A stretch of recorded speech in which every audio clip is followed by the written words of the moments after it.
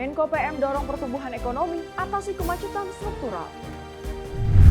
Menpora membuka kejuaraan tinju antar pelajar SMA.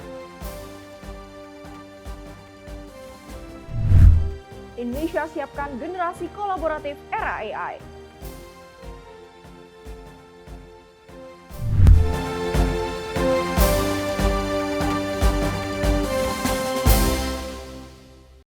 Halo pemirsa, salam jumpa. Senang sekali rasanya kami dapat kembali hadir menemani Anda. Selain 3 informasi tadi, kami masih akan memberikan informasi menarik lainnya mengenai agenda Kabinet Merah Putih. Bersama saya Priska Priscilla, inilah Ruang Kabinet untuk Anda.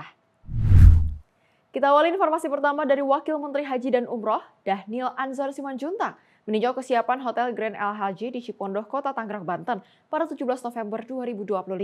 Kementerian Haji dan Umroh perlahan akan mengupgrade asrama-asrama haji di Indonesia menjadi hotel-hotel haji yang lebih baik dan bisa menjadi pusat ekosistem ekonomi haji. Wakil Menteri Haji dan Umroh RI, Dhanil Anzar Simanjuntak meninjau kesiapan Hotel Grand El Hadji di Cipondoh, Tangerang pada 17 November 2025. Hotel Grand El Hadji di Cipondoh, Tangerang ini menjadi embarkasi haji bagi 9.000 lebih jamaah haji Banten. Tak hanya itu, Wamenhaj juga meninjau kesiapan kantor Kakanwil Kemenhaj di Provinsi Banten yang akan berkantor di lingkungan Hotel Grand El Hadji ini. Insya Allah sudah siap, jadi embarkasi Banten melayani 9.000 jamaah haji nanti mulai operasi di bulan April. Ditemani oleh Kementerian Haji dan Umroh Banten. Dan di sini juga nanti kantor Kakanwil Kementerian Haji Banten, Provinsi Banten. Kantor ini kantor Kementerian Haji Provinsi Banten. Kementerian Haji dan Umroh RI perlahan akan mengupgrade asrama-asrama haji di Indonesia menjadi hotel-hotel haji yang lebih baik dan bisa menjadi pusat ekosistem ekonomi haji. Tim redaksi Sinpo TV melaporkan. Menteri Koordinator Pemberdayaan Masyarakat Muhaimin Iskandar menyatakan pemerintah tengah berupaya mengatasi pertumbuhan ekonomi di Indonesia yang belum merata dan masih dirasakan oleh sebagian besar masyarakat.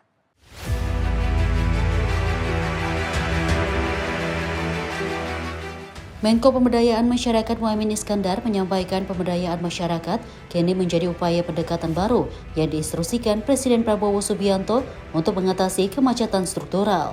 Hal itu disampaikan Menko Muhaimin saat memberikan pidato dalam Seminar Nasional Indef bertema Proyeksi Ekonomi Indonesia 2026, menata ulang arah ekonomi berkeadilan. Menurut Muhaimin, Presiden Prabowo kerap kali menyatakan bahwa pertumbuhan ekonomi tidak boleh lagi sekedar berharap dari hasil tetesan pertumbuhan ekonomi atas, melainkan juga harus tumbuh dari bawah. Lebih lanjut, Menko Muhaimin menilai arahan Presiden tersebut sekaligus telah mengubah cara pengentasan kemiskinan di tanah air. Kita menyadari sepenuhnya pertumbuhan ekonomi 5% selama 15 tahun terakhir ini menjadi fondasi ekonomi kita untuk bertahan dengan baik. Tapi di sisi yang lain kita juga harus mencari jalan-jalan baru agar pertumbuhan 5% itu punya dampak yang inklusif bagi kesejahteraan masyarakat. Akses dan kesempatan masyarakat untuk tumbuh produktif dan mandiri itu yang harus terus diupayakan. Apalagi Pak Presiden Prabowo senantiasa mengingatkan kita harus mencari jalan baru. Salah satu jalan baru itu adalah konsistensi spirit ekonomi konstitusi, di mana negara ini harus hadir untuk mendorong kapasitas ekonomi ini benar-benar dirasakan. Dari Jakarta, Sri Dewi Handayani, Moti Anggiani, Sinpo TV melaporkan. Sementara itu, Menteri Perdagangan Budi Santoso melepas ekspor komoditas gambir senilai 1,72 miliar rupiah oleh PT Salim Bado Jaya Indonesia ke India. Menteri Perdagangan RI Budi Santoso bersama Gubernur Sumatera Barat Mahyedi Ansarullah melepas ekspor komoditas gambir senilai 1,72 miliar oleh PT Salim Bado Jaya Indonesia ke India. Sepanjang tahun 2025 ini, PT SJI telah mengekspor 1.107 ton gambir dengan nilai mencapai 65,89 miliar rupiah. Angka ini dinilai bukti nyata kerja keras petani, UMKM pelaku usaha, dan ekosistem perdagangan yang terus bergerak maju. Mendak berharap gambir tidak hanya berhenti sebagai bahan mentah, tetapi terus berkembang menjadi produk bernilai tambah tinggi agar manfaat semakin besar bagi masyarakat. Saya kira Sumatera Barat ya khususnya potensi untuk produk gambir sangat besar. Dan tadi dari eksporternya Pak Tito sudah juga membuat produk-produk hilirisasi ya. Jadi yang hilirisasi produknya sudah dikonsumsi atau sudah dipakai di masyarakat Indonesia, sudah dijual di e-commerce juga, jadi nanti akan kita bantu untuk pemasarannya. Apa yang dilakukan pemerintah biar gambir dan produk turunannya itu masuk, nah kita membuat banyak perjanjian. Melalui program UMKM Bisa Ekspor dan Business Matching, Kemendak mendorong agar komunitas lokal seperti gambir bisa menghidupkan ekonomi daerah dan membuka peluang yang lebih luas. Tim redaksi Sinpo TV melaporkan. Kita beralih ke Menteri Pertahanan Syafri Samsudin melakukan kunjungan kerja ke Yokosuka Naval Base di Jepang. Kunjungan ini memberikan gambaran langsung terkait kemampuan dan kesiapan tempur Japan Maritime Self-Defense Force atau GMSDF. Kunjungan resmi tersebut digelar pada Senin 17 November 2025 dan menjadi momen penting dalam memperdalam hubungan bilateral di bidang pertahanan antara Indonesia dan Jepang. Kunjungan Menteri Pertahanan Syafri Samsudin ke Yokosuka Naval Base memberikan pandangan komprehensif terhadap kemajuan teknologi dan kesiapan tempur GMSDF. Dalam peninjauannya, Menhan melihat langsung fasilitas utama Angkatan Laut Jepang, termasuk sistem pertahanan maritim yang mengandalkan teknologi terkini. Komitmen untuk memperdalam kerjasama pertahanan disampaikan dalam perjumpaan dengan para petinggi GMSDF, di mana kedua negara menekankan kerjasama yang bersifat praktis, saling menghormati, dan berorientasi pada stabilitas kawasan Indo-Pasifik. Kerjasama pertahanan RI Jepang diharapkan terus mengalami penguatan melalui berbagai program strategis, termasuk pertukaran informasi, latihan bersama, dan kolaborasi teknologi pertahanan. Tim redaksi Sinpo TV melaporkan. Pemirsa, Menteri Pertahanan Republik Indonesia Syafri Samsudin melakukan kunjungan kerja ke Aceh untuk meninjau kesiapan Batalion Teritorial Pembangunan 857 Gana Gajah Sora. Kunjungan ini merupakan bagian dari upaya Kemhan untuk memperkuat pembinaan satuan teritorial di wilayah.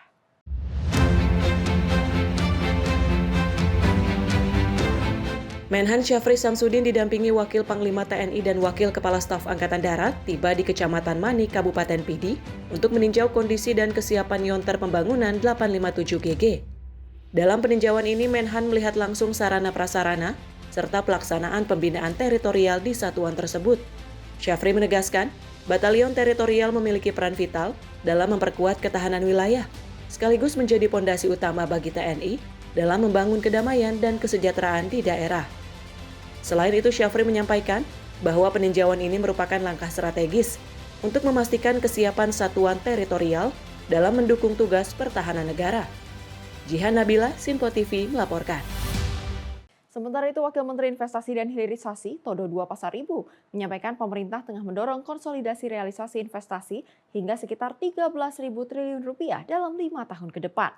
Langkah tersebut dinilai krusial untuk mendorong Indonesia keluar dari jebakan pendapatan menengah serta dapat mengejar target pertumbuhan ekonomi 8%. Wakil Menteri Investasi Todo II Pasaribu mengatakan kontribusi investasi terhadap pertumbuhan ekonomi saat ini mencapai 26 hingga 30%, sehingga perannya tidak dapat diabaikan. Pemerintah juga menilai penguatan arus investasi menjadi syarat utama untuk mengangkat laju ekonomi nasional mencapai 8% di periode 2025 hingga 2029. Menurutnya, hal itu bisa dicapai melalui proyeksi pertumbuhan ekonomi nasional, serta target realisasi penanaman modal asing dan penanaman modal dalam negeri sesuai arah kebijakan Presiden Prabowo Subianto. Year over year di investasi kita punya angka growth 13,6%.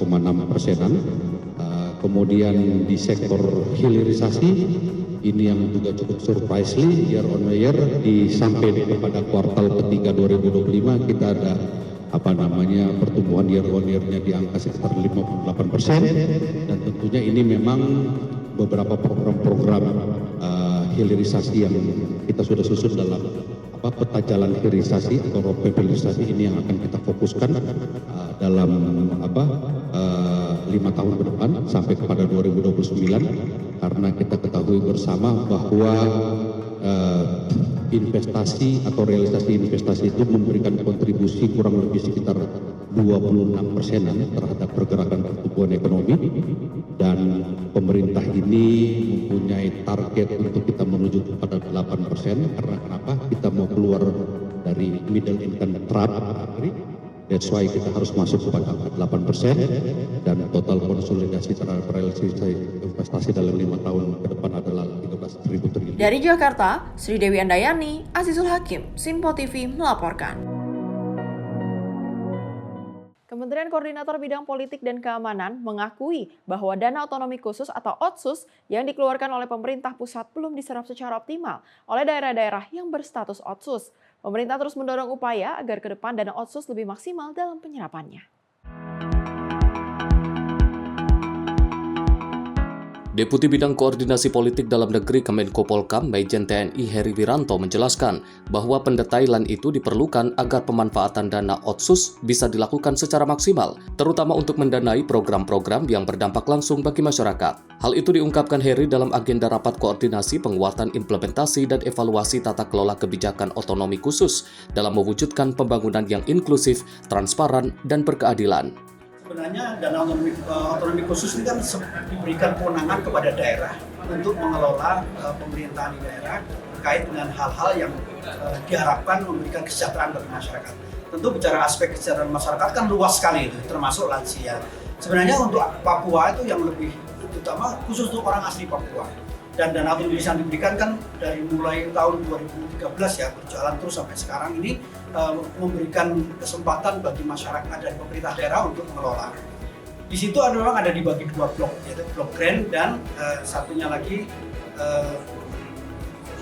specific grant. Di mana specific grant itu sebenarnya bisa dikelola untuk hal yang seperti ini. Kalau kita melihat justru hari ini kita sedang mengevaluasi Pak ya, mengevaluasi tentang pelaksanaan dari otonomi khusus di beberapa daerah. Makanya kita mengundang para pakar sejauh mana sih penyelenggaraan kita sekarang sudah berjalan. Sementara itu, Dirjen Otonomi Daerah Kementerian Dalam Negeri, Akmal Malik menyebut, pemerintah daerah harus lebih berfokus untuk memanfaatkan dana Otsus untuk keperluan yang lebih berdampak. Selain itu, Akmal menambahkan, salah satu langkah yang bisa dilakukan menurutnya adalah dengan menyatukan data DJ tiap-tiap daerah Otsus, sehingga pergerakan dana bisa termonitor dengan baik. Ia melanjutkan dengan menerapkan data yang selaras, dana Otsus yang diserap oleh daerah-daerah akan terlacak dan dimanfaatkan dengan baik. Desentralisasi asmentus dunia itu biasanya ada 5 asbab kenapa sebuah daerah diberikan kebijakan desentralisasi asmentus. Pertama, karena ibu kota negara. Kedua, dulu kita punya DKI Jakarta ya. Sekarang kedua, karena pertumbuhan ekonomi. Nah, sekarang Jakarta bertransformasi menjadi daerah khusus karena pusat pertumbuhan ekonomi. Ketiga, itu daerah diberikan kebijakan desentralisasi karena memang untuk menyelesaikan persoalan-persoalan bersifat persoalan disintegrasi bangsa.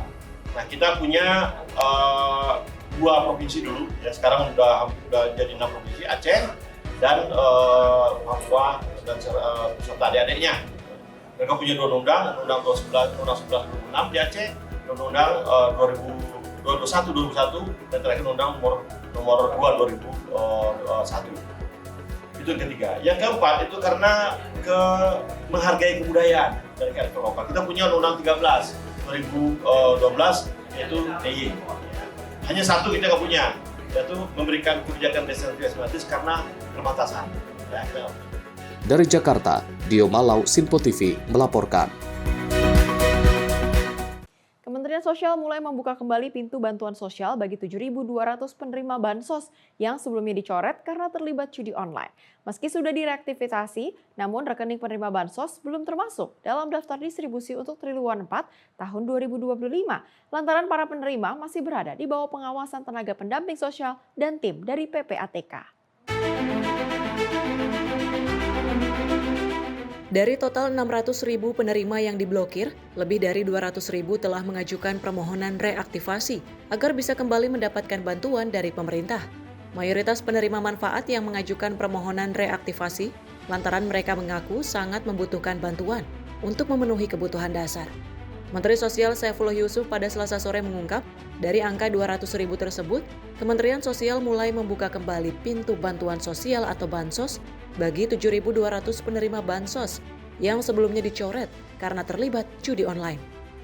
Meski sudah direaktivasi, namun rekening penerima bansos tersebut belum termasuk dalam daftar distribusi untuk triwulan 4 2025. Lantaran para penerima masih berada di bawah pengawasan tenaga pendamping sosial dan tim dari PPATK.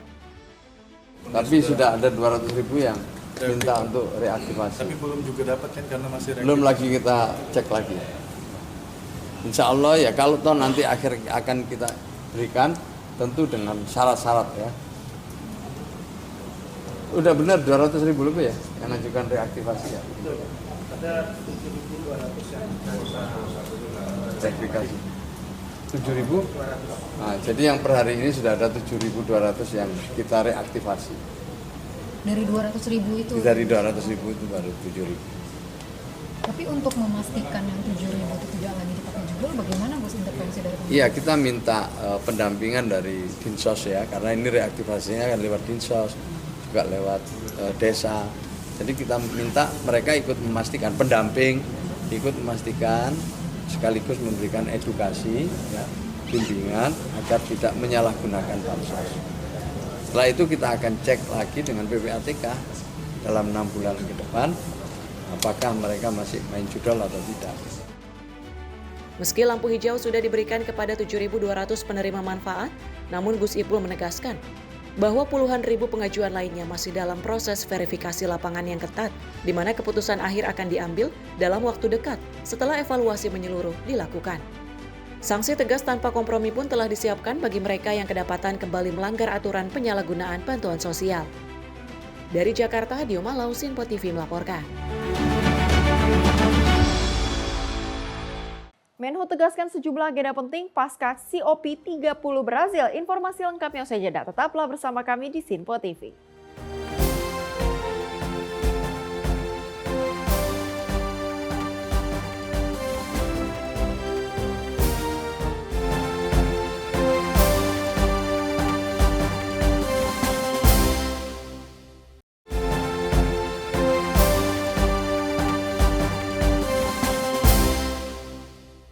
Terima kasih pemirsa, Anda masih bersama kami di Ruang Kabinet. Kita lanjutkan ke informasi berikutnya dari Menteri Kehutanan, Raja Juli Antoni, menegaskan sejumlah agenda penting pasca COP30 Brazil. Mulai dari percepatan pengakuan 1,4 juta hektar hutan adat, respon positif terhadap dunia terhadap Perpres 110 tahun 2025, hingga penanaman besar-besaran di degraded land. Menteri Kehutanan RI Raja Juli Antoni bersama Wakil Menteri Kehutanan RI Rohmat Marzuki memimpin rapat pimpinan Kemenhub di Manggala Bakti pada Senin 17 November 2025. Kementerian Kehutanan menegaskan sejumlah agenda penting pasca COP30, mulai dari percepatan pengakuan 1,4 juta hektar hutan adat, respon positif dunia terhadap Perpres 110 tahun 2025, hingga penanaman besar-besaran di degraded land sebagai komitmen nyata aksi iklim. Menhub menilai bahwa hasil COP30 memberi energi baru. Menurutnya, sambutan internasional yang luar biasa harus dijawab dengan kerja keras, kolaborasi, dan eksekusi di lapangan. Apa yang dihasilkan di COP30, ya meskipun ini terus berjalan, saya kira hasilnya sangat baik ya untuk kita. Dua pernyataan yang menggembirakan ya, bahkan kalau istilah Pak Hasim itu di luar dugaan ya, terutama pertama tentang terbitnya Perpres 110 ya 2025. Itu sambutan yang luar biasa dari komunitas internasional. Yang kedua, pengumuman Pak Presiden yang saya sampaikan untuk komitmen kita untuk hutan adat 1,4 juta hutan adat ya, juga disambut dengan baik. Nah, saya kira ini bagian dari yang patut kita syukuri ya, tapi sekaligus ini menjadi agenda penting kita. Tim redaksi Sinpo TV melaporkan. Masih dari Kementerian Kehutanan dan Ford Foundation yang berkolaborasi untuk memperkuat pengelolaan 1,4 juta hektar hutan adat. Roadmap dan instrumen verifikasi hutan adat siap diluncurkan pada Desember 2025 dengan dukungan penuh dari Ford Foundation.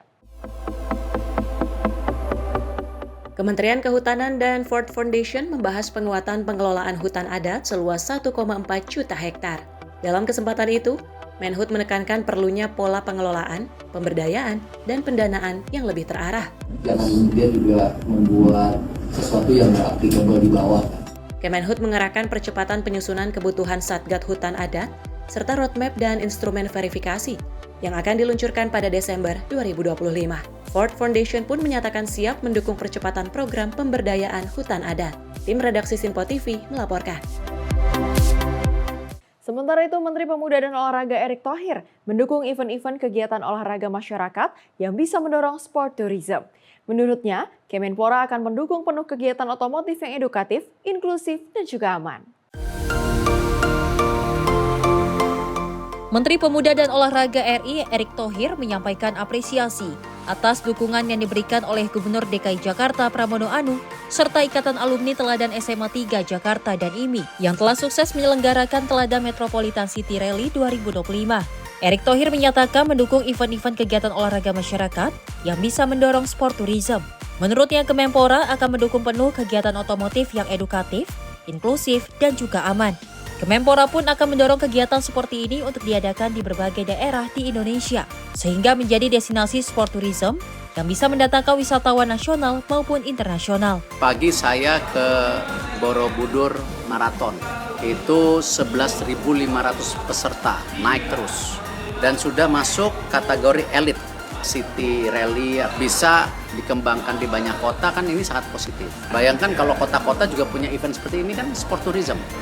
Apalagi kalau ada beberapa peserta dari luar negeri. Ini juga yang kita bangun. Jadi saya mendukung event-event kegiatan olahraga yang bisa mendorong sport tourism. Tim redaksi Simpo TV melaporkan. Selain itu, Menteri Pemuda dan Olahraga Erick Thohir membuka kejuaraan tinju antar pelajar SMA Arena Selatan Championship di Gor Bulungan, Jakarta Selatan pada Sabtu 15 November 2025. Pembukaan ini ditandai dengan pemukulan lonceng oleh Menpora yang didampingi bersama anggota DPR RI Bambang Susatyo di atas ring tinju. Apresiasi diberikan Menpora Erick atas terselenggaranya kejuaraan ini yang diinisiasi dan juga digelar oleh para pelajar sebagai solusi mengurangi aksi tawuran. Dalam hal ini, Menpora Erick juga mendukung penuh penyelenggaraan ajang olahraga yang bernilai positif ini. Apalagi kegiatan ini selaras dengan misi Kemenpora di bawah kepemimpinannya yang ingin membangun pemuda berkarakter patriotik, gigih dan juga berempati. Karena itu, Menpora Erick tidak ragu untuk mengundang Arena Selatan ikut hadir pada acara Indonesia Sport Summit 2025 yang akan digelar di Indonesian Arena, Komplek Gelora Bung Karno, 6 dan 7 Desember mendatang. Melalui ISS 2025 nanti, para penggagas Arena Selatan bisa lebih luas untuk menebarkan kebaikan serta memberikan informasi perihal kegiatan olahraga yang bersifat solutif. Bagaimana anak-anak muda SMA, SMP peduli mengenai kekerasan di remaja. Dan mereka melakukan event ini karena kesadaran. Dan kalau kita buat yang senior, nggak dilihat. Kalau ini antara mereka dan mereka mencari solusi.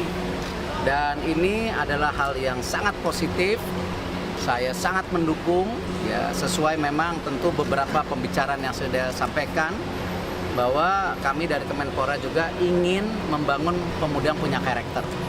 Ya apa sih yang saya bilang, patriotik artinya cinta tanah air.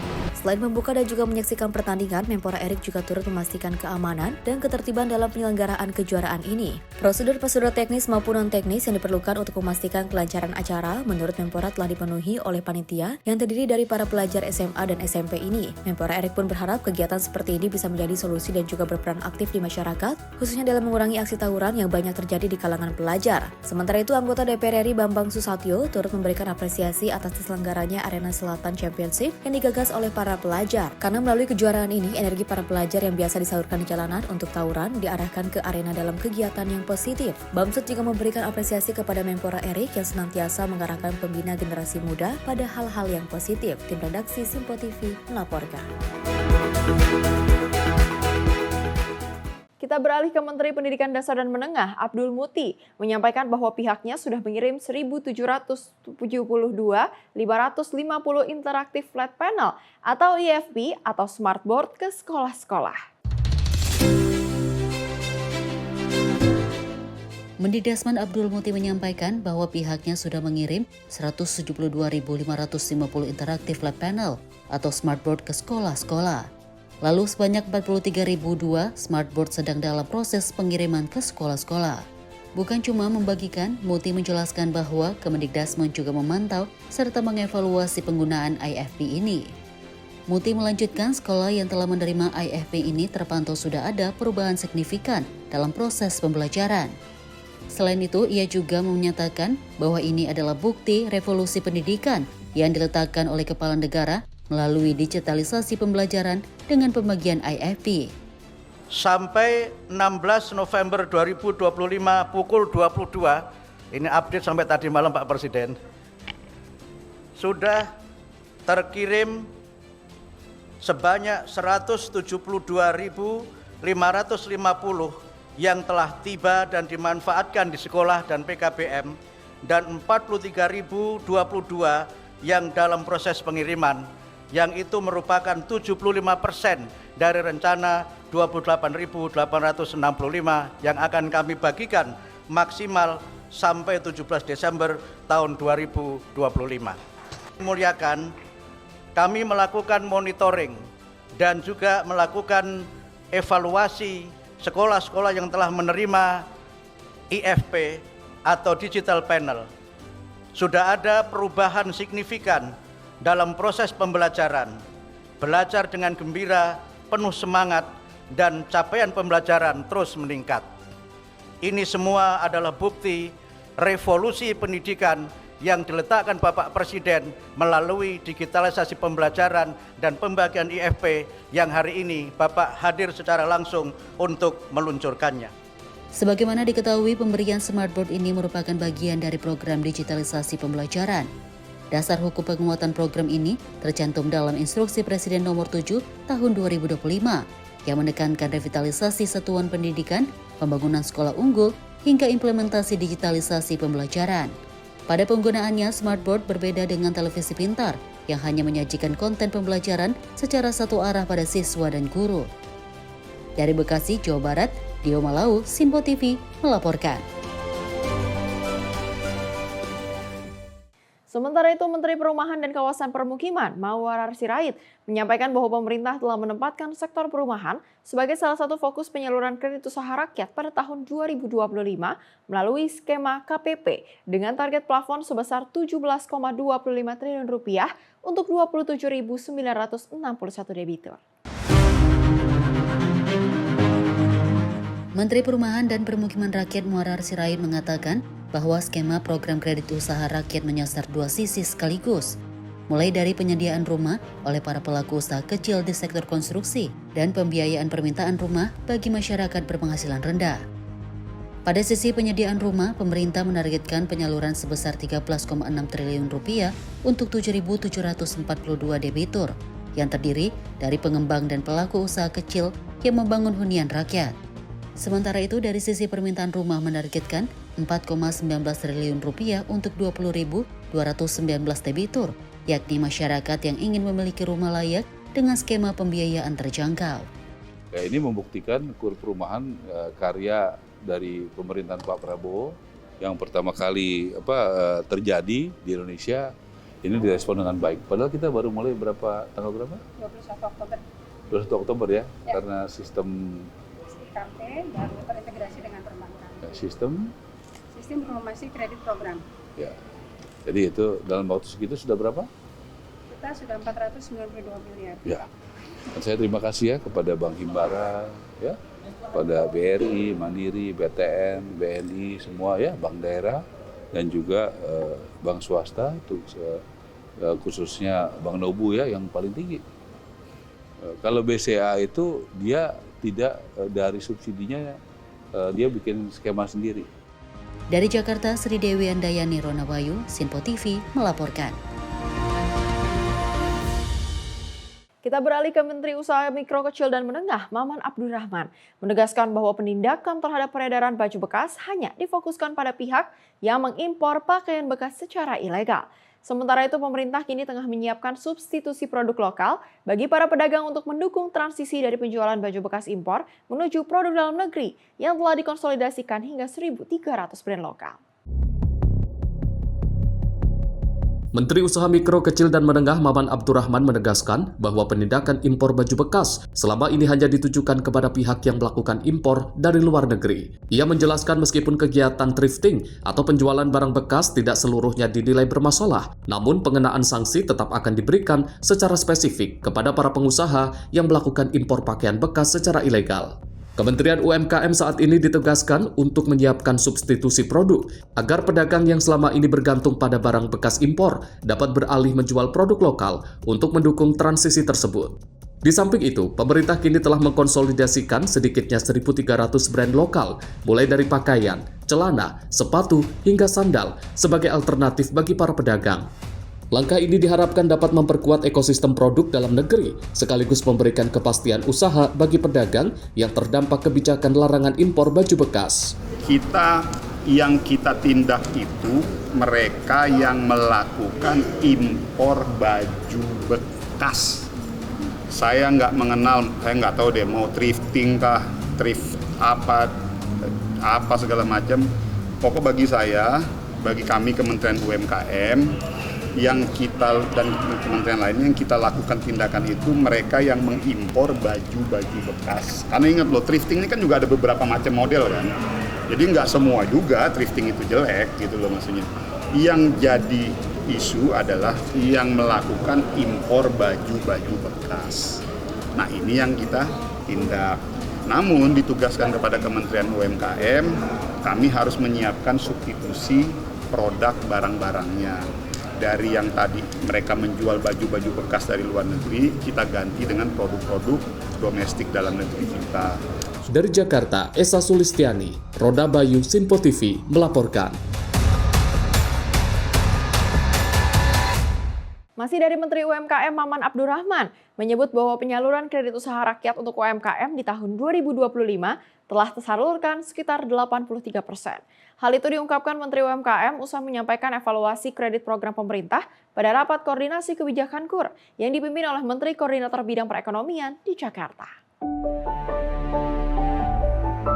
Pemerintah dalam hal ini Kementerian Koordinator Bidang Perekonomian melakukan rapat koordinasi Komite Kebijakan Kredit Usaha Rakyat bersama sejumlah kementerian terkait untuk membahas evaluasi serta arah kebijakan kredit program pemerintah.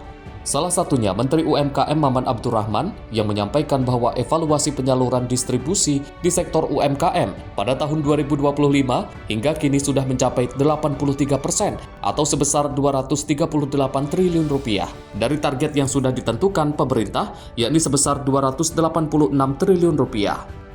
Maman juga mengungkapkan bahwa dari target 286 triliun rupiah tersebut, dirinya ditugaskan untuk mengalokasikan 60% anggaran ke sektor produksi, yang mana hal itu baru pertama kali dilakukan dalam sejarah. Dari target yang sudah ditentukan 286 triliun, alhamdulillah sudah tersalurkan sebesar 238 triliun, jadi sekitar 83%. Dari target yang ditugaskan kepada saya untuk debitur baru sebanyak 2,34 juta debitur, debitur barunya sudah tercapai 96%, yaitu 2,25 juta. Debitur graduasi itu yang naik tingkat ya, yang dari mikro menjadi kecil menjadi menengah, super mikro. Target saya 1,1 juta, 1,2 juta debitur.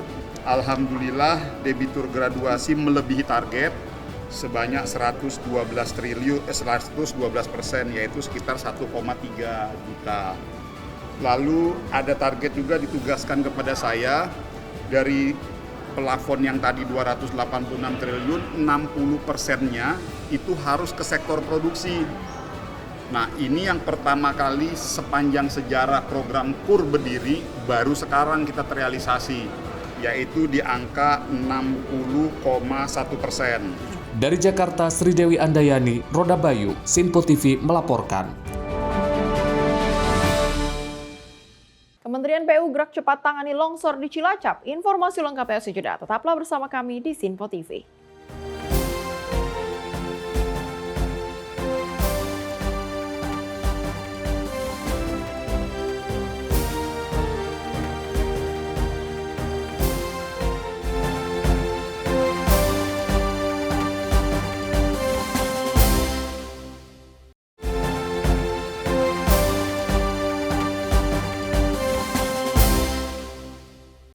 Terima kasih pemirsa, Anda masih bersama kami di Ruang Kabinet. Informasi berikutnya dari Menteri PU Dodi Hanggodo memastikan penanganan darurat longsor di Cilacap berjalan cepat dengan menurunkan 15 unit eskavator. Tim gabungan terus bekerja sama dengan BPBD dan Basarnas untuk mengevakuasi korban serta pembersihan material longsor.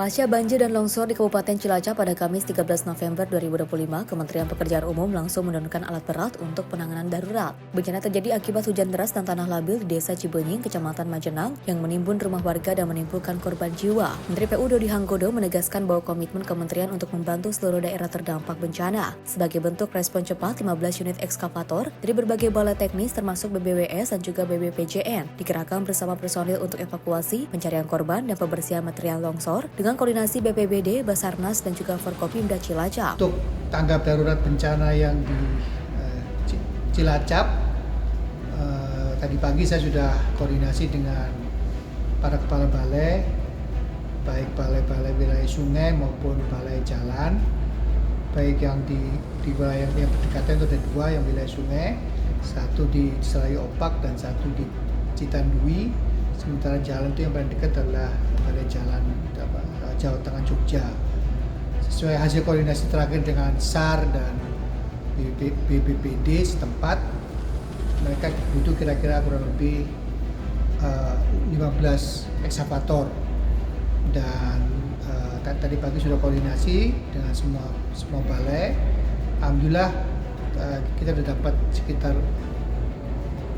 15 ekskavator, tapi memang tidak semua sudah ada di tempat di TKP, jadi sebagian masih on the way dari beberapa tempat. Dan tadi ada tim yang standby di TKP dan masih ada longsor sana beberapa saat. Jadi kondisi di TKP ternyata juga masih labil. Jadi harapan saya memang kebencanaan sendiri segera berakhir sehingga proses search and rescue-nya bisa segera dimulai dan dilakukan dengan sangat maksimal. Karena data terakhir yang saya terima dari lapangan adalah masih ada sekitar 12 orang yang sedang dalam pencarian, sementara total korban mencapai 46 orang dan nilai jiun 11 orang dinyatakan meninggal dunia, 23 selamat dan 12 masih dalam pencarian. Cuaca masih belum menentu. Menjelang sore ke arah malam selalu biasanya hujan, dan makanya kemudian biasanya pada saat itu proses search and rescue-nya sebenarnya berhenti. Hingga 15 November, penanganan darurat melibatkan 520 personil tim gabungan dengan lokasi terdampak dibagi beberapa zona kerja untuk memperlancar akses evakuasi dan juga mengalirkan air. Menteri Dodi menyatakan kementerian terus berkoordinasi dengan BNPB dan juga pemerintah daerah agar penanganan berjalan cepat, aman, dan terarah, serta menyampaikan duka cita atas korban yang meninggal dunia. Nanti akan koordinasi dengan Pak Gubernur Jateng supaya dilakukan modifikasi cuaca juga dengan BNPB agar proses search and rescue-nya bisa jauh lebih efektif dan efisien. Itu sih.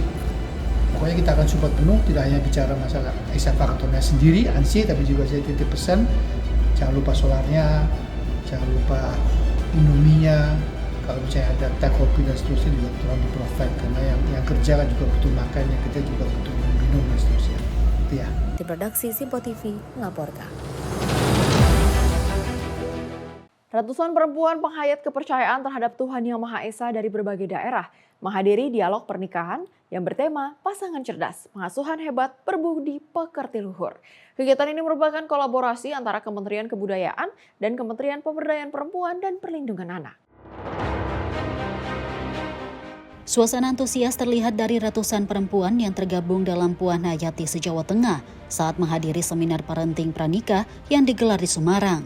Kegiatan ini sukses diselenggarakan oleh Perempuan Puan Hayati berkolaborasi dengan Kementerian Kebudayaan melalui Direktorat Bina Kepercayaan Terhadap Tuhan Yang Maha Esa dan Masyarakat Adat, serta Kementerian Pemberdayaan Perempuan dan Perlindungan Anak.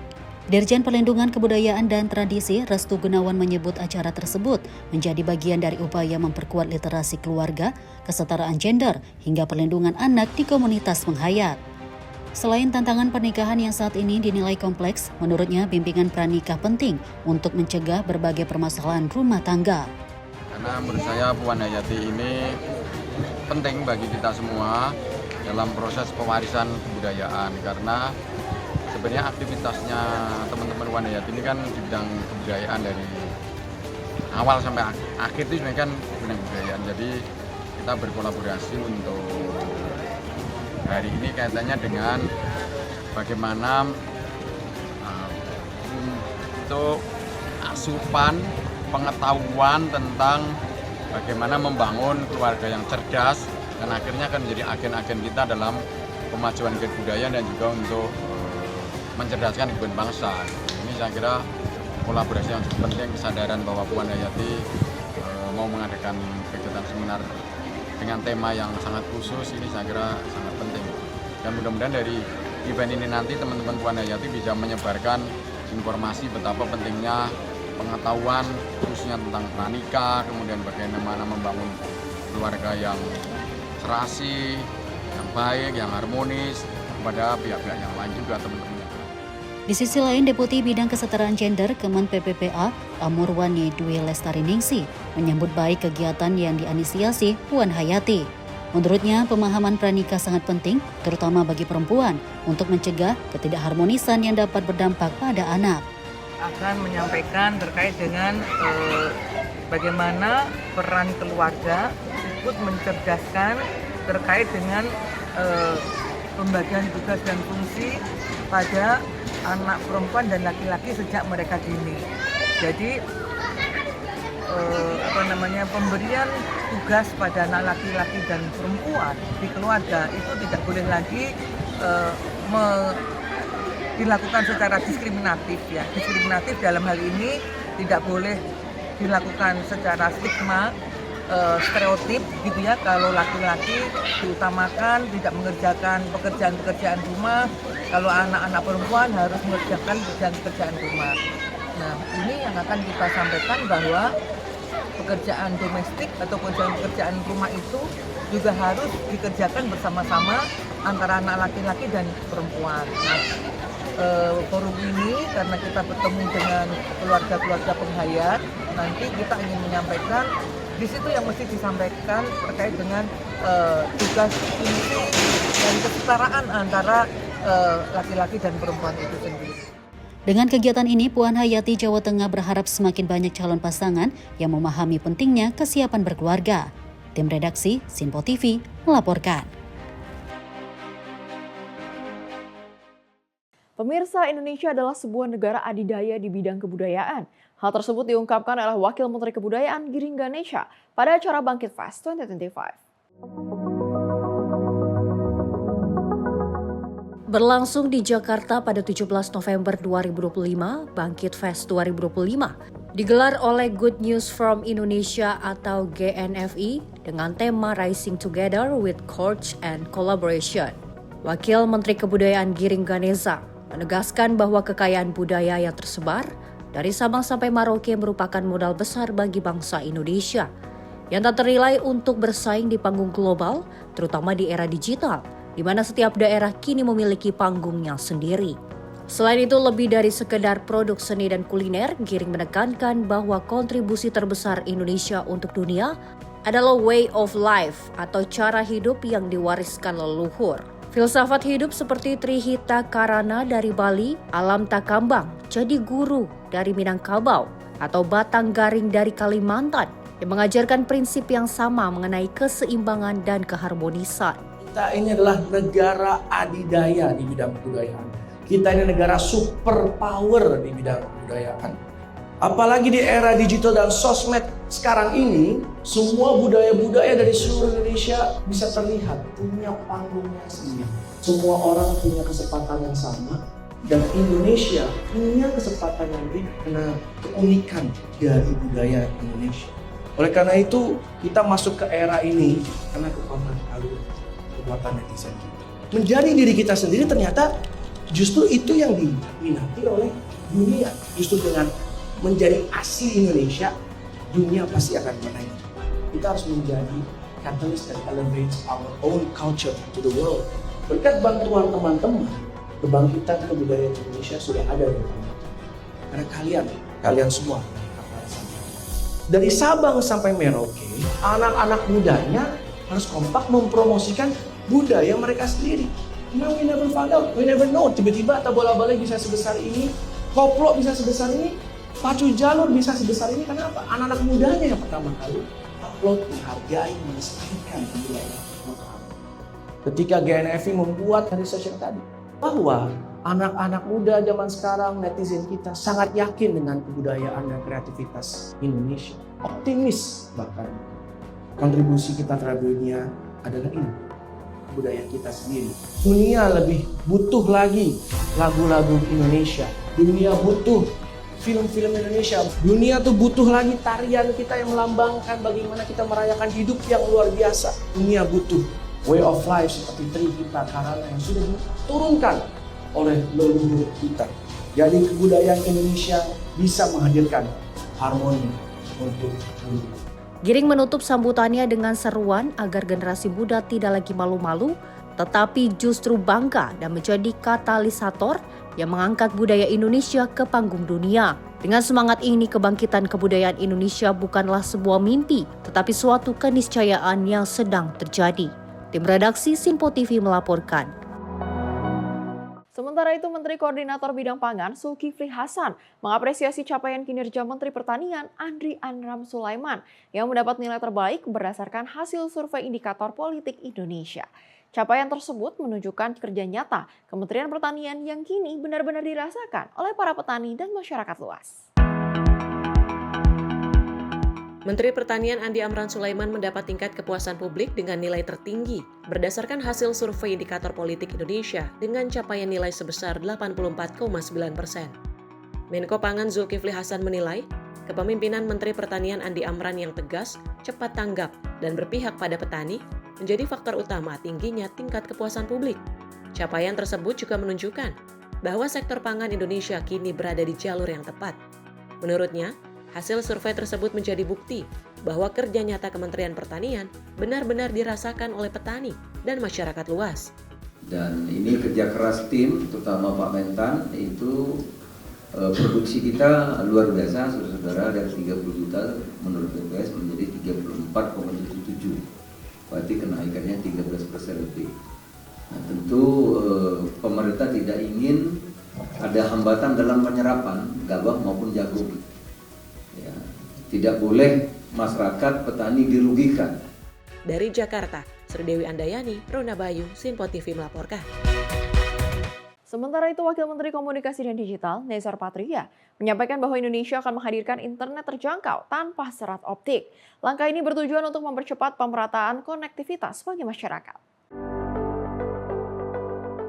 Wakil Menteri Komunikasi dan Digital Nezar Patria menyaksikan penandatanganan kontrak komersial antara Surge, Orexai Jepang, dan distributor lokal di Jakarta Pusat pada 12 November 2025. Nezar menegaskan pemerintah berkomitmen memperluas konektivitas digital yang inklusif dan terjangkau melalui pemanfaatan teknologi Fixed Wireless Access 5G di frekuensi 1,4 GHz yang memungkinkan internet cepat tanpa menunggu pembangunan serat optik. Pemerintah menilai langkah ini selaras dengan strategi nasional mempersempit kesenjangan digital. Saat ini, penetrasi internet pita lebar tetap masih rendah dan kecepatan unduh Indonesia menempati posisi ke-9 dari 10 negara ASEAN, sementara biaya layanan internet tetap masih tergolong tinggi. It is a great honor to stand before you today at this significant commercial contract signing ceremony. This event is not merely a formality, it is a powerful declaration of shared vision, commitment, and action toward a digitally empowered Indonesia. Today, we move from conversation to concrete action.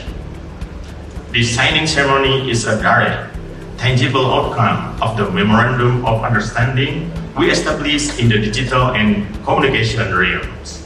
It is proof that our commitment to fostering a robust digital ecosystem is not confined to paper, but is being realized through strategic market-driven partnerships.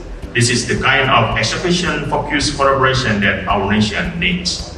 Ladies and gentlemen, we are looking forward to collaborating closely with Orexai search, and the local distributor, and indeed with all ecosystem partners to ensure the successful and impactful execution of this project. Today, we signed the contract, but more importantly, we signed a pact for progress. We are laying the foundation for more connected, more equitable, and more prosperous Indonesia. Let us now turn this shared vision into a shared reality.